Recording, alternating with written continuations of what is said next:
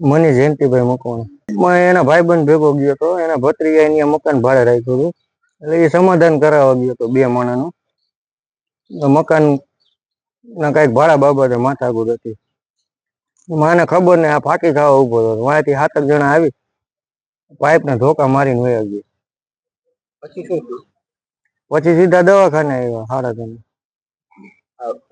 લગન છે વિપુલભાઈ, લગન છે કેટલા સંતાનો છે, શું વાત છે? એક જ છે સંતાન.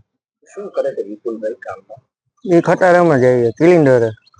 એ જે ભાઈ ભેગો હતો એના જ ખટારામાં જાય.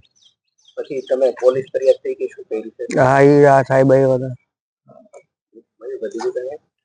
કેટલા લોકો હુમલો કરવા માટે કઈ રીતે હતા?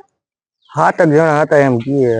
આપણે હતા નહીં ઘટના સ્થળે, એટલે આપણને માહિતી નથી. ઓલો બીજો જે ભેગો હતો ને લાગી ગયું, એ ભાઈ ને બધી ખબર હે. એ અત્યારે દવાખાનામાં. એ ભાઈના એ મિત્રના કામમાં ભેગા ગયા હતા? હા, ખાલી ભેગા ગયા તો સેવામાં. એમાં નિર્દોષ માણસ હટાઈ ગયો.